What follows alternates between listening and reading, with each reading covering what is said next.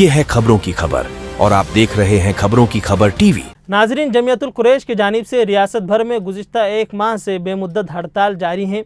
Beef की हज़ारों दुकानें मुकम्मल तौर पर बंद है। रियासत में गौवंश हत्या बंदी कानून के नाम पर बड़े जानवरों के ज़बीहे पर पाबंदी लगाई गई थी, लेकिन बड़े जानवरों के व्यापार पर कोई पाबंदी नहीं आयद की गई। लेकिन कुरैश बिरादरी की कामयाब हड़ताल की वजह से रियासत के तमाम मवेशी बाज़ारों में बड़े जानवरों की खरीद व फरोख्त मुकम्मल तौर पर बंद है। कुरैश बिरादरी के व्यापारी और बीफ के दुकानदार जब जानवरों की ख़रीदारी ही नहीं कर रहे हैं तो किसी भी तरह से ज़बीहे का सवाल ही पैदा नहीं होता। लेकिन हैरत की बात यह है कि औरंगाबाद शहर में कुछ लोग बड़े का गोश्त ला रहे हैं।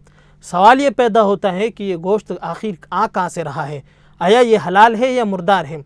अगर मुर्दार हैं तो जिस कदर लोग कई किलो गोश्त ला रहे हैं और दूसरों को भी ख़रीदने की तरगीब दे रहे हैं, तो सवाल ये पैदा होता है कि क्या रियासत में कसीर तादाद में बड़े जानवर तबई मौत मर रहे हैं?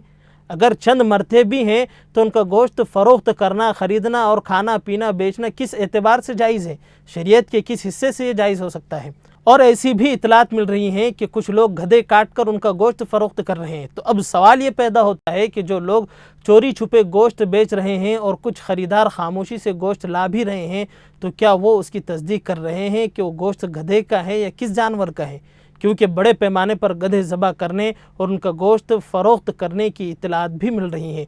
इसलिए मुसलमान एहतियात और सब्र तहम्मुल से काम ले, गोश्त खोरी की उजलत न करें जब तक कि कुरैश बिरादरी की हड़ताल का मुस्बत हल नहीं निकल जाता और हुकूमत गौवंश हत्या बंदी कानून बर्खास्त करके कुरैश बिरादरी को गाय छोड़कर बैल बछड़े ज़बह करने का, गोश्त और फ़रोख्त करने की कानूनी इजाज़त नहीं देता, तब तक कि गोश्त खोरी से परहेज़ करें और इनकी हड़ताल का भरपूर साथ दें।